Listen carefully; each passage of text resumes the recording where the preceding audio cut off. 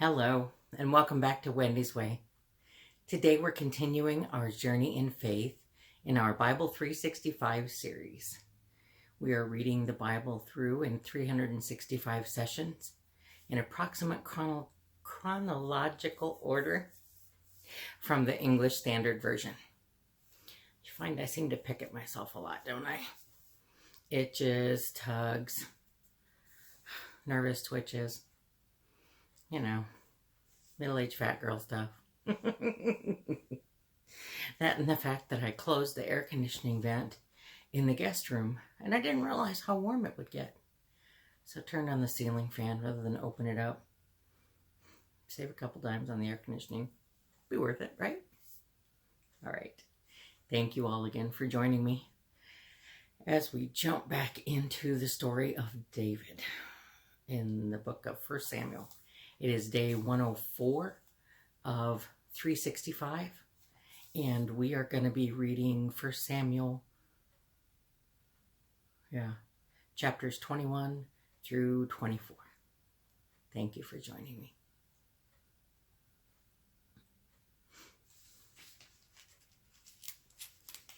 All right. Then David came to Nob, to Ahimelech the priest, and Ahimelech came to meet David, trembling, and said to him, "Why are you alone and no one with you?" And David said to Ahimelech the priest, "The king has charged me with a matter and said to me, 'Let no one know anything of the matter about which I send you and with which I have charged you.' I have made an appointment with the young men for such and such a place.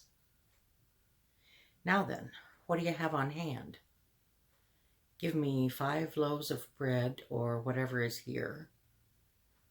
And the priest answered David, "I have no common bread on hand, but there is holy bread, if the young men have kept themselves from women." And David answered the priest, "Truly, women have been kept from us, as always when I go on an expedition. The vessels of the young men are holy, even when it is an ordinary journey. How much more today will their vessels be holy?"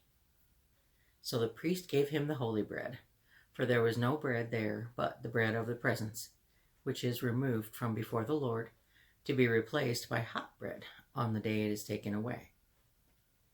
Now a certain man of the servants of Saul was there that day, detained before the Lord. His name was Doeg, the Edomite, the chief of Saul's herdsmen. I forgot to turn my volume down, didn't I? Then David said to Ahimelech, "Then have you not here a spear or a sword at hand? For I have brought neither my sword nor my weapons with me, because the king's business required haste."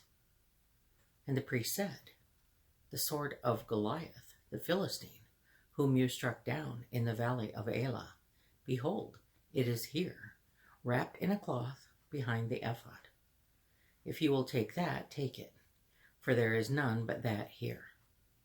And David said, "There is none like that. Give it to me." And David rose and fled that day from Saul, and went to Achish, the king of Gath. And the servants of Achish said to him, "Is not this David, the king of the land? Did they not sing to one another of him in dances? Saul has struck down his thousands, and David his 10,000s." And David took their words to heart, and was much afraid of Achish, the king of Gath. So he changed his behavior before them, and pretended to be insane in their hands, and made marks on the doors of the gate, and let his spittle run down his beard. Then Achish said to his servants, "Behold, you see the man is mad. Why then have you brought him to me? Do I lack madmen, that you have brought this fellow to behave as a madman in my presence? Shall this fellow come into my house?" These are new verses to me. I don't remember ever reading this story. Curious. Chapter 22. David departed from there and escaped to the cave of Adullam. And when his brothers and all his father's house heard it, they went down there to him. And everyone who was in distress, and every one who was in debt, and everyone who was bitter in soul gathered to him. And he became commander over them. And there were with him about 400 men. And David went from there to Mizpeh of Moab. And he said to the king of Moab, "Please, let my father and my mother stay with you, till I know what God will do for me." And he left them with the king of Moab, and they stayed with him all the time that David was in the stronghold. Then the prophet Gad said to David, "Do not remain in the stronghold. Depart, and go into the land of Judah." So David departed and went into the forest of Hereth. Now Saul heard that David was discovered, and the men who were with him. Saul was sitting at Gibeah under the tamarisk tree on the height, with his spear in his hand. And all his servants were standing about him. And Saul said to his servants who stood about him, "Hear now, people of Benjamin, will the son of Jesse give every one of you fields and vineyards? Will he make you all commanders of thousands and commanders of hundreds, that all of you have conspired against me? No one discloses to me when my son makes a covenant with the son of Jesse. None of you is sorry for me, or discloses to me that my son has stirred up my servant against me to lie in wait, as at this day." Then answered Doeg the Edomite, who stood by the servants of Saul, "I saw the son of Jesse coming to Nob, to Ahimelech the son of Ahitub, and he inquired of the Lord for him, and gave him provisions, and gave him the sword of Goliath the Philistine." Then the king sent to summon Ahimelech the priest, the son of Ahitub, and all his father's house, the priests who were at Nob, and all of them came to the king. And Saul said, "Hear now, son of Ahitub." And he answered, "Here I am, my lord." And Saul said to him, "Why have you conspired against me, you and the son of Jesse, in that you have given him bread and a sword, and have inquired of God for him, so that he has risen against me to lie in wait at this day?" Then Ahimelech answered the king, "And who among all your servants is so faithful as David, who is the king's son-in-law, and captain over his bodyguard, and honored in your house? Is today the first time that I have inquired of God for him? No. Let not the king impute anything to his servant, or to all the house of my father. For your servant has known nothing of all this, much or little." And the king said, "You shall surely die, Ahimelech, you and all your father's house." And the king said to the guard who stood about him, "Turn and kill the priests of the Lord, because their hand also is with David." And they knew that he fled, but did not disclose it to me. But the servants of the king would not put out their hand to strike the priests of the Lord. Then the king said to Doeg, "You turn and strike the priests." And Doeg the Edomite turned and struck down the priests. And he killed on that day 85 persons who wore the linen ephod. And Nob, the city of the priests, he put to the sword, both man and woman, child and infant, ox, donkey, and sheep he put to the sword. Not one of the sons of Ahimelech, the son of Ahitub, named Abiathar, escaped and fled after David. But one. Not one. But one of the sons of Ahimelech, the son of Ahitub, named Abiathar, escaped and fled after David. And Abiathar told David that Saul had killed the priest of the Lord. And David said to Abiathar, "I knew on that day, when Doeg the Edomite was there, that he would surely tell Saul, 'I have occasioned the death of all the persons of your father's house. Stay with me, do not be afraid, for he who seeks my life seeks your life. With me you shall be in safekeeping.'" Chapter 23. Now they told David Behold, the Philistines are fighting against Keilah and are robbing the threshing floors. Therefore David inquired of the Lord, Shall I go and attack these Philistines? And the Lord said to David, Go and attack the Philistines and save Keilah. But David's men said to him, Behold, we are afraid here in Judah. How much more then if we go to Keilah against the armies of the Philistines? Then David inquired of the Lord again, and the Lord answered him, Arise, go down to Keilah, for I will give the Philistines into your hand. And David and his men went to Keilah and fought with the Philistines, and brought away their livestock, and struck them with a great blow. So David saved the inhabitants of Keilah. When Abiathar, the son of Ahimelech, had fled to David to Keilah, he had come down with an ephod in his hand. Now it was told Saul, excuse me,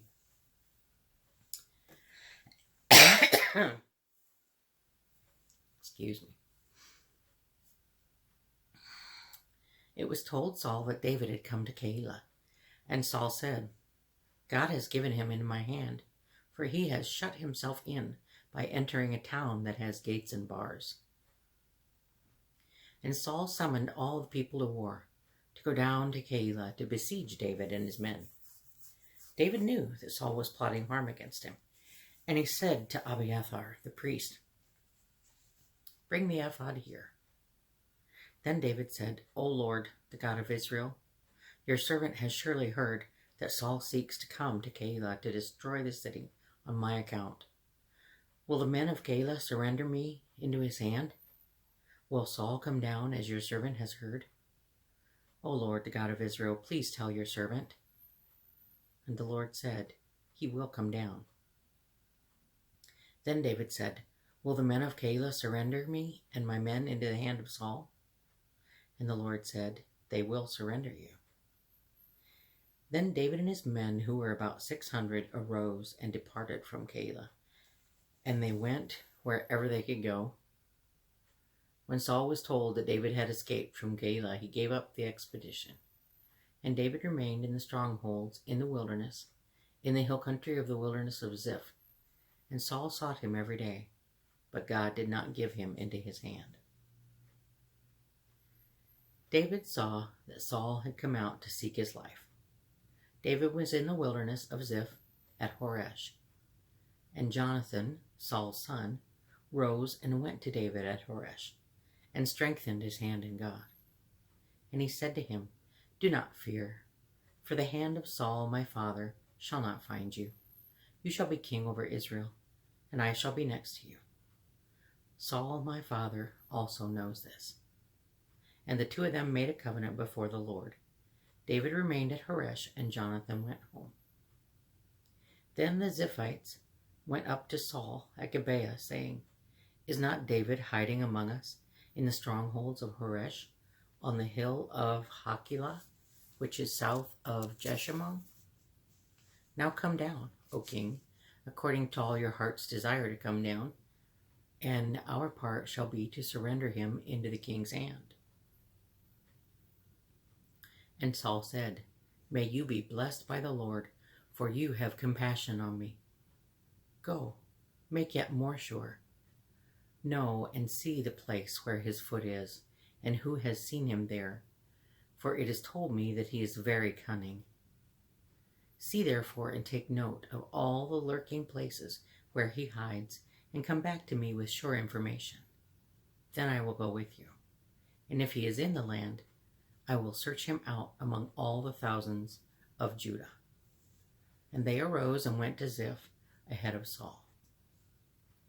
Now David and his men were in the wilderness of Maon, in the Arabah, to the south of Jeshimon. And Saul and his men went to seek him. And David was told. So he went down to the rock, and lived in the wilderness of Maon. And when Saul heard that, he pursued after David in the wilderness of Maon. Saul went on one side of the mountain, and David and his men on the other side of the mountain. And David was hurrying to get away from Saul. As Saul and his men were closing in on David and his men to capture them, a messenger came to Saul, saying, "Hurry and come, for the Philistines have made a raid against the land." So Saul returned from pursuing after David and went against the Philistines. Therefore that place was called the Rock of Escape. And David went up from there and lived in the strongholds of En-gedi. Chapter 24. When Saul returned from following the Philistines, he was told, "Behold, David is in the wilderness of En-gedi." Then Saul took 3,000 chosen men of all Israel and went to seek David and his men in front of the Wild Goats Rocks. And he came to the sheepfolds by the way, where there was a cave, and Saul went in to relieve himself. Wander in the wilderness, relieve yourself in a cave. Now David and his men were sitting in the innermost parts of the cave. And the men of David said to him, "Here is the day of which the Lord said to you, Behold, I will give your enemy into your hand, and you shall do to him as it shall seem good to you." Then David arose and stealthily cut off a corner of Saul's robe. And afterward David's heart struck him, because he had cut off a corner of Saul's robe. He said to his men, "The Lord forbid that I should do this thing to my Lord, the Lord's anointed, to put out my hand against him, seeing he is the Lord's anointed." Well, it was. So David persuaded his men with these words and did not permit them to attack Saul. And Saul rose up and left the cave and went on his way. Afterward, David also arose and went out of the cave and called after Saul, "My lord the king."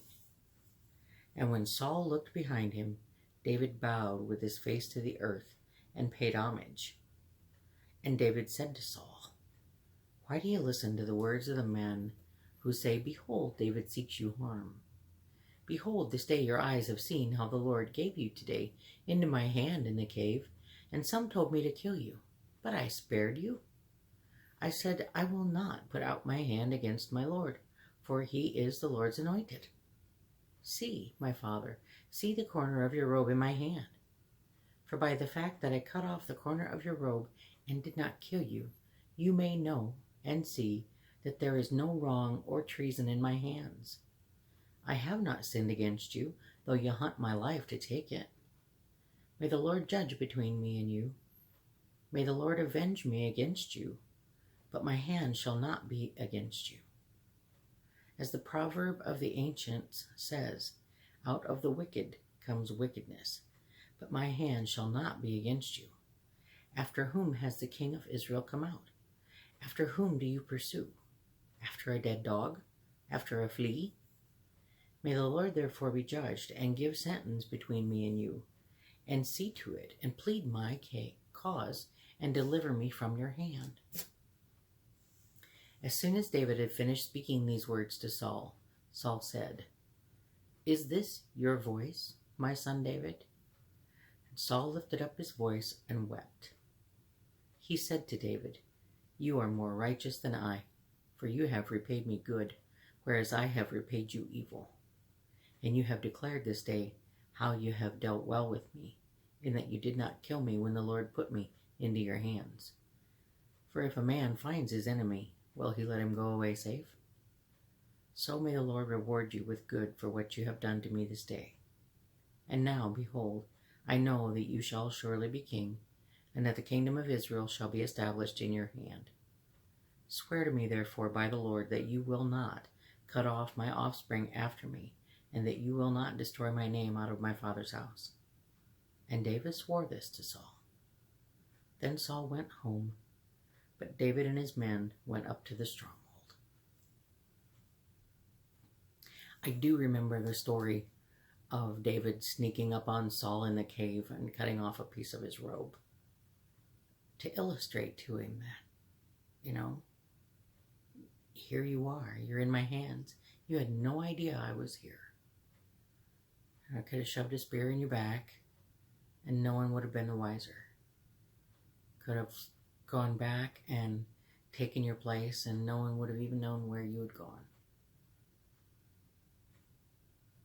I know it is said in this book a couple times, the Lord, put an angry spirit or, into Saul so that he would go after David. Why he did this, I don't know. I know that he took his spirit from Saul when Saul had to force himself to sin against God and take it upon himself to offer sacrifices when it was not his time or his place or what the Lord had instructed him to do. I thank you for joining me today. I do so enjoy reading the Word. I pray that the good Lord, who blesses me each and every day of my life, blesses you as well, today and always. Amen.